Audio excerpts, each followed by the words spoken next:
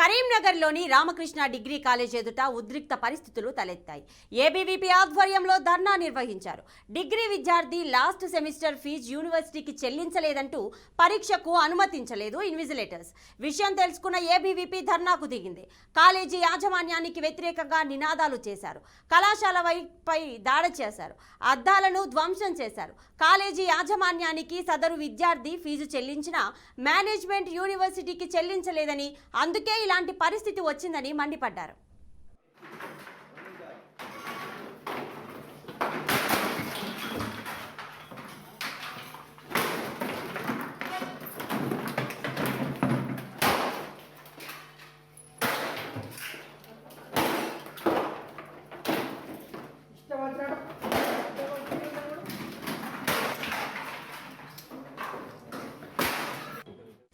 కరీంనగర్లోని Ramakrishna degree college ఎదుట ఉద్రిక్త పరిస్థితులు తలెత్తాయి.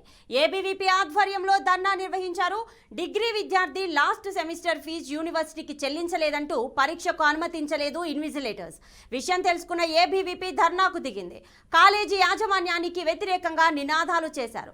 కళాశాలపై దాడి చేశారు. అద్దాలను ధ్వంసం చేశారు. కాలేజీ యాజమాన్యానికి సదరు విద్యార్థి ఫీజు చెల్లించినా మేనేజ్మెంట్ యూనివర్సిటీకి చెల్లించలేదని, అందుకే ఇలాంటి పరిస్థితి వచ్చిందని మండిపడ్డారు. డిగ్రీ కాలేజీలో చివరి సంవత్సరం చదువుతున్నాను.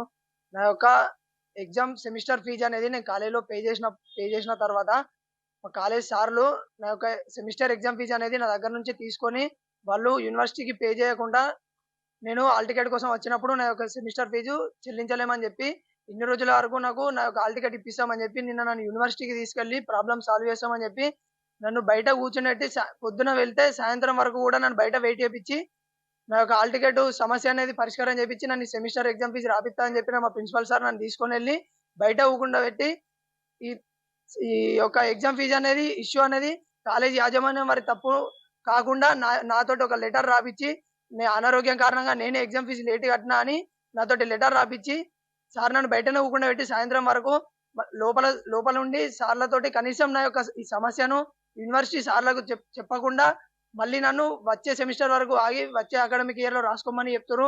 నేను ఈ యొక్క సెమిస్టర్ అనేది ఇప్పుడు రాయాలి. ఇన్ని రోజుల వరకు నన్ను నిన్నటి వరకు కూడా నాకు హాల్ టికెట్ ఇప్పిస్తా, ఈ సెమిస్టర్ రాపిస్తా అని చెప్పిన మా సార్లు ఈరోజు మీకు ఈ యొక్క సెమిస్టర్ లో అవకాశం లేదు, మళ్ళీ వచ్చే అకాడమిక్ ఇయర్ వరకు ఆగాలని చెప్తారు.